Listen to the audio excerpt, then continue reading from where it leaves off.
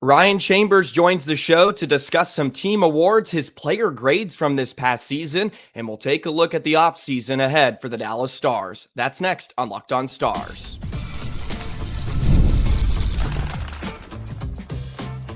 You're Locked On Stars, your daily podcast on the Dallas Stars, part of the Locked On Podcast Network, your team every day. Howdy, Stars fans, and welcome back to another episode of Locked On Stars, part of the Locked On Podcast Network, your team every single day. It's a pleasure to be with you. I'm Joey Erickson, former producer of 105 Through the Fan. Please be sure to subscribe. We are free and available wherever you get your podcast and on YouTube. And as always, thank you so much for making us a part of your day and making us your first listen. It's time to welcome back to the show once again, Ryan Chambers from Starcastic Remarks. It has been since right before the Western Conference Final that we had a chance to catch up. So we bring him back aboard, and we're going to talk about all things Dallas Stars offseason. We'll have some fun today on today's episode. Ryan, thank you so much for joining me today. I know it's been a bit of a busy week for you, so I appreciate you taking some time out to talk some Stars with me. How you been? Good, man. It's been a lot of fun. I've been kind of incognito with my own podcast. For those that don't know it, we've been moving back from West Texas back to the DFW area. So it's been quite a week for me. Yeah, I'm sure it's a lot of fun moving furniture and doing all that good stuff. So, I appreciate you taking some time out of your busy schedule, and we'll hit you with some of the easy questions. No more heavy lifting for you, Ryan. So today's episode is brought to you by Game Time. Download the Game Time app, create an account, and use code LOCKEDONNHL for $20 off your first purchase. Terms apply. So I am curious, since the last time we talked about the Stars was right before the Western Conference Final, and I think we both were pretty confident in the Stars and felt like they were going to get the job done for a variety of reasons. But maybe number one overall was just the feeling. Just felt like they were going to find a way to get it done. And unfortunately, that did not happen. I'm curious from your perspective, and maybe from your show's perspective, what was the consensus after the Western Conference Final and the Stars getting defeated in 6 games by the Oilers? It felt a lot like last year. And what I meant by that, and what my brothers meant by that, is it felt like an opportunity lost. And especially this year compared to last year. That's the difference. We ran out of gas. That's what it looked like. And you know what? We underestimated the Oilers. They absolutely deserved to go to the Stanley Cup final. It really sucks that we weren't able to finish off the job that we all thought they were going to do, and majority of the hockey world thought we were going to do as well. So credit to the Oilers there. But even after, and I even remember listening to your episode after the very first episode after the Western Conference Final, and you said the exact same thing that we did. It just it felt like we were on paper, we were still the better team, and we lost. So it was frustrating from that output. And with all of the different things that we're going to talk about a little bit here today, just like this felt like our best chance. And I hope I'm wrong. I really hope I'm wrong, but this year, especially with all the players that we had and the type of years that some of these guys had, this felt like the year for the Stars to go all the way, and it didn't quite get there. Yeah, Edmonton was, I think, the better team in the series for majority parts of that series. And you can argue 5-on-5 was pretty even. I think Dallas ended up outscoring Edmonton, but just my general feeling over the 6 games was Edmonton was the better team, and Dallas only outshot Edmonton in 1 of the 6 games. And that was the game 6 where they played their best game, but it was a little too late sort of conundrum there, unfortunately. And it just were not able to get it done. And as you mentioned, I still felt like Dallas was the better team. If you play that series 10 times, Dallas probably is the better team in 6 to 8 of them. And maybe that is me underselling Edmonton, because they played great. And you have to give credit to Stuart Skinner as well, for as much as he struggled throughout the postseason. He really buckled down. I don't know if you saw the numbers from games 4 through 7. in the postseason. I think he was now 10-1 since he lost game 7, had like a 938 save percentage and a 1.54 goals against average. He's just completely different netminder, and he locked it down against Dallas. Speaking of game 7, I don't know if you had a chance to catch it, but I thought it was very, very exciting. And the game was electric. The atmosphere was awesome. Congrats to the Florida Panthers. I haven't mentioned that yet on the podcast since I'd pre-record some of the episodes. But what did you make of the final? I thought it was the outcome a lot of people thought. It happened in a weird way. But excellent series nonetheless. And maybe what did you make out of Connor McDavid not going out to to accept the Conn Smythe? I know people had some gripes about that as well. See, I don't get that. I'll do the last question first. Like the whole Connor McDavid thing. Do you blame him? No. I don't blame him one bit. No. I would honestly, if I was in the exact same shoes and I won the Conn Smythe and I was literally one goal away from tying the game, 2 goals away from winning the thing, and I have to go out and accept a trophy before the trophy I want is awarded to the other team in their home barn. No, I'm not going to go out there and do that. I'm going to be with my teammates who are probably, down in the dumps and they feel the worst they've ever felt in their careers. That's not, no, I understand the whole be sportsmanlike and all that jazz. But in that particular instance, I do not blame Connor McDavid one bit. As for the series, it was extremely exciting. That's going to go down in NHL history as one of the best series we've ever seen with the Stanley Cup final. Just the way that the momentum swung and the way that it happened, it was a perfect, I guess you could say, story with how the NHL season went.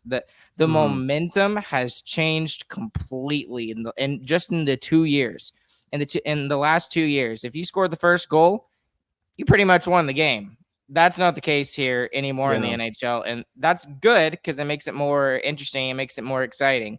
And that series was, just a cherry on top to finish the season off. And just one more thing on that: if the Florida Panthers had lost Game 7.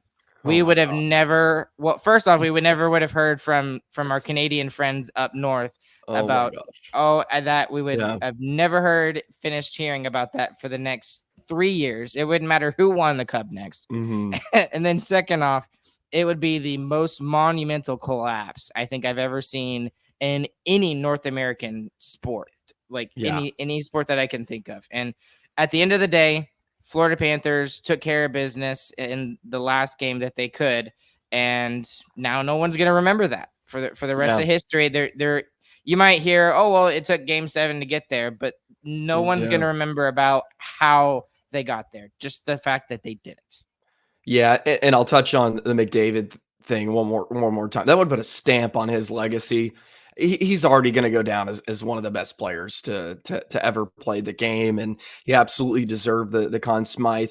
If it was in Edmonton, I could see the argument that maybe he comes out, but in Florida, they were already booing when they announced that he won the award. And I also throw this out there: can you imagine Jamie Benn if he for some reason won the Conn Smythe in 2020, going out there and accepting that award after just being so heartbroken? And I'm sure Connor McDavid was in the same state emotionally, if not worse, after just the emotional toll that he went through. And it was his first time in the Stanley Cup. That's an experience as itself. It would have been a bad spot for him.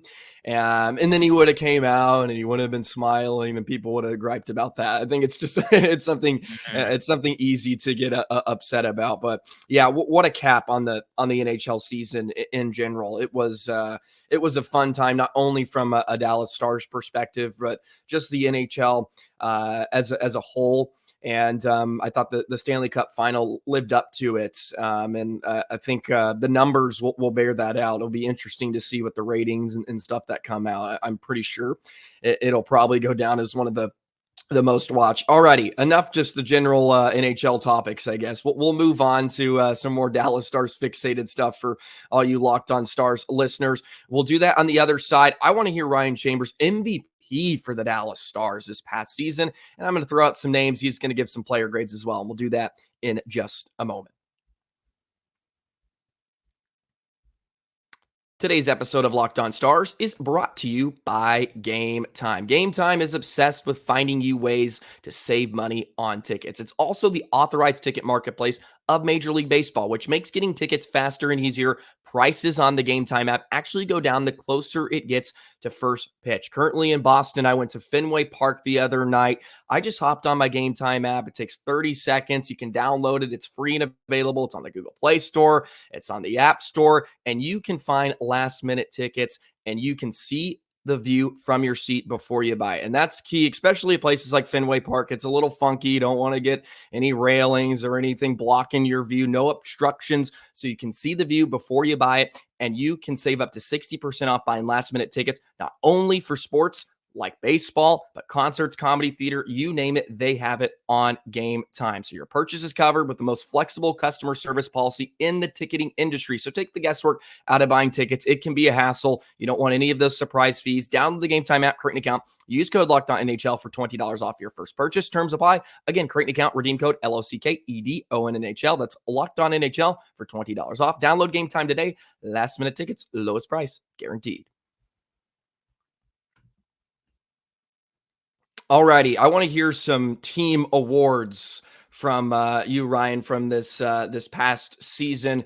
I won't tell you my takes initially. I just I want to hear from you, and then we'll have a discussion after that. I want to begin with this one. Who would be your most improved player from this past season? Most improved. That's a. I don't know. That's a good one. I think you can throw a couple names in there. There's a couple there. I'll give an easy one, and I'll give one that's kind of off the board a little bit. But how can you not give it to Wyatt Johnston? The guy, he was 20 years old for a majority of the season. He scores 30 goals in only his second season. The sky is the limit with this guy. Yeah. And sophomore slump. He's never heard of that, so I can only see him getting better even next year. And just the step that he took from 2 years ago to his first year in the NHL to this past year, it just fantastic. And so that's just amazing what he was able to do.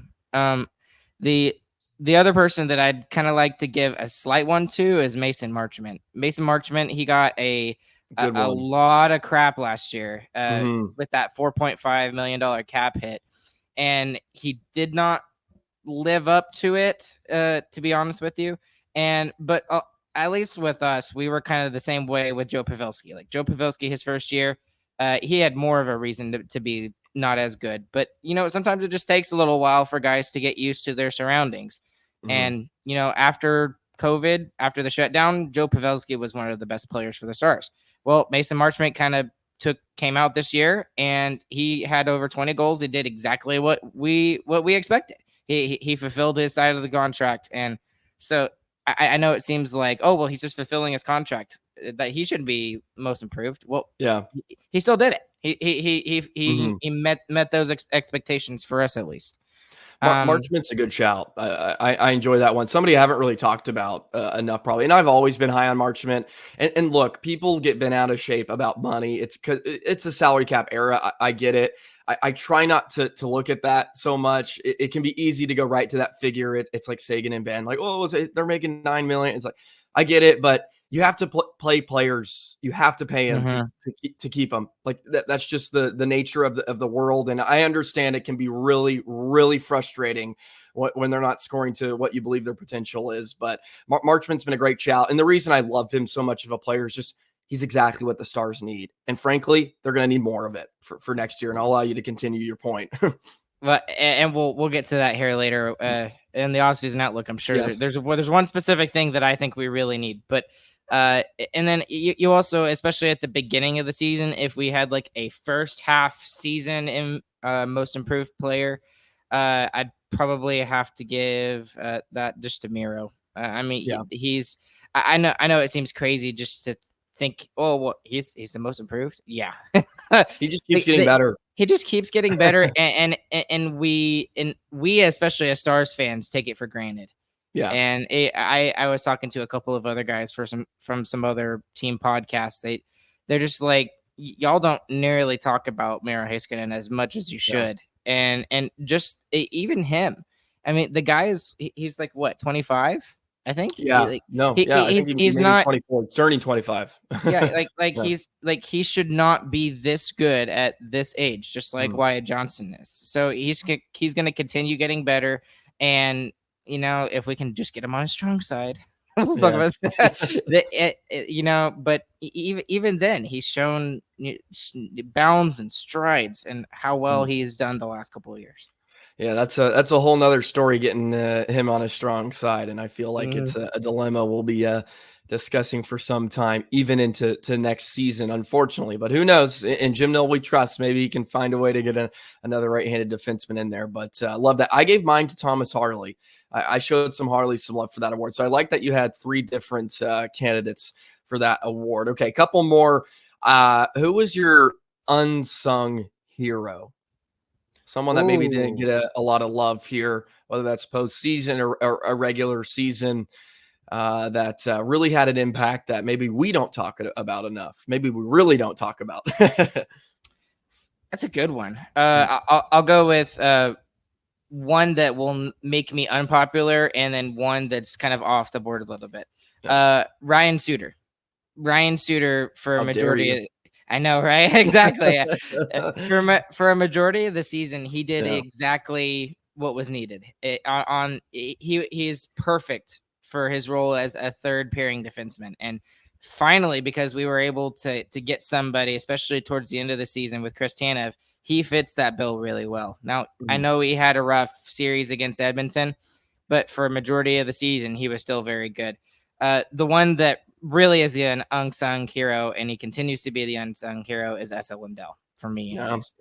Everyone keeps talking about like, oh, he makes $5.5 million against the cap, and he's someone that we could get rid of possibly, and be able to go out and get somebody else. I'm like, who are you going to replace him with?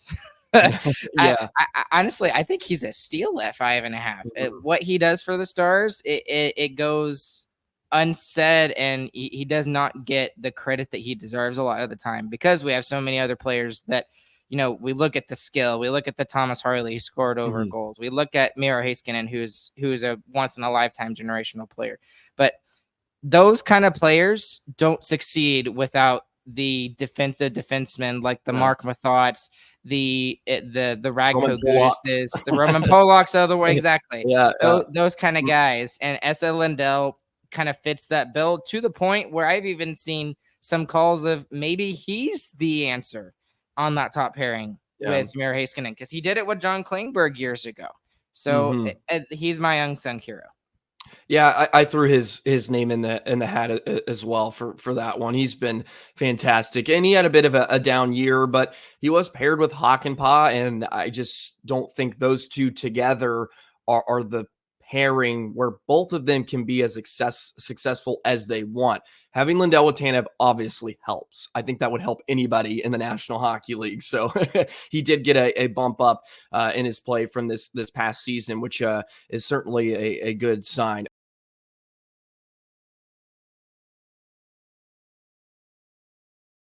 Okay, I'll finish out with this. Your Dallas Stars MVP. I gave mine to Wyatt. I'll let you know right off the hop. I gave it to Wyatt. I just thought he was consistently probably the best player for the Stars all season long. Some of it may be recency bias, just for the last 2 months of the season. It was 53, and whoever's going to play on his line at that point.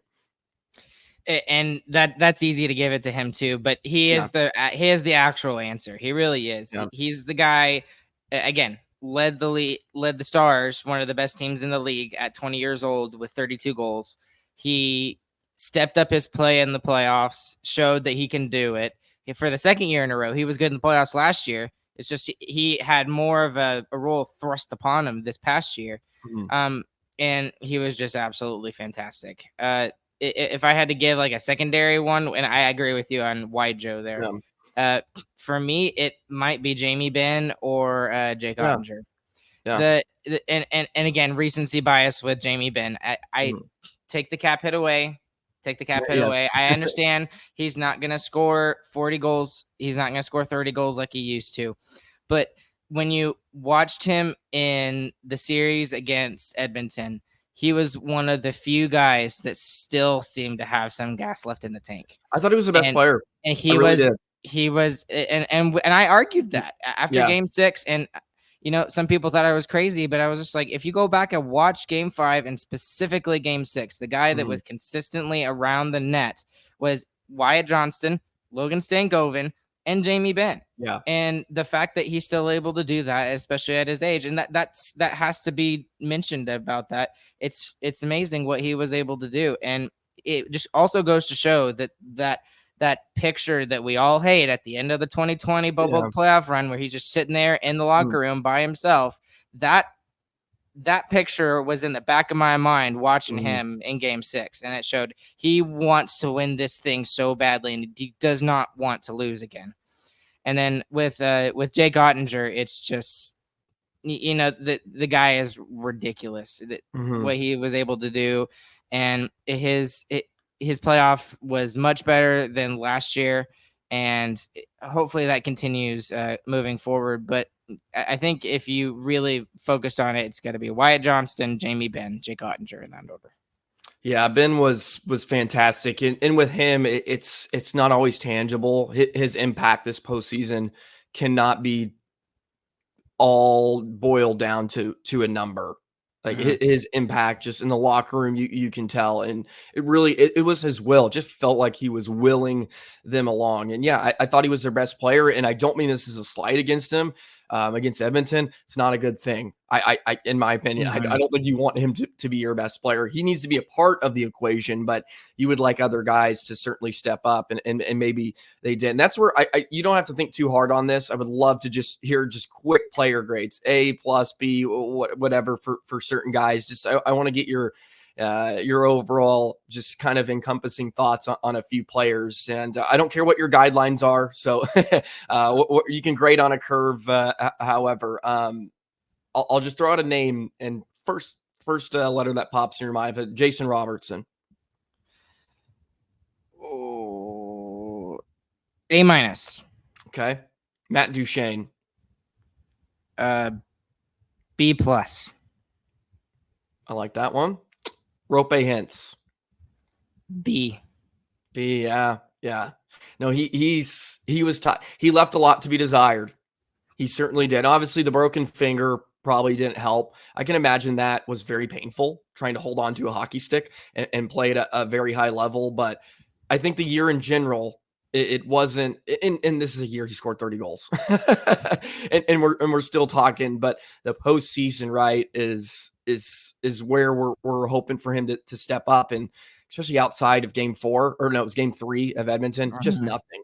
And you can include Robo into that. I don't want this to be a hate party on Hintz, but you can throw Robo into that conversation as well. And that's exactly why Robo was an A-. He had a incredible year becoming the two-way player that he was. Yeah. And then it just with both him and Hintz, there was just a lot left to be desired. Exactly like you said. We did not get what we needed from our top players. The Edmonton's best players were their best players. Yes. Our players were not our best players. So yeah, I think McDavid had like 10 points. Draisaitl had 7. Bouchard had like 5. I was like, yeah. Well, and then even in the Stanley Cup final, when you look at that, the Panthers' best players were their best players. Verhaeghe and Reinhart scored, and then Janmark scored on the other side for the Oilers. So that's absolutely your best players got to be your best players. Logan Stankoven. A. Yeah. A. There's still more there, so that's why I don't give him the A+. But the way that he came on, and he forced Jim Nill's hand. He absolutely forced him. Yeah.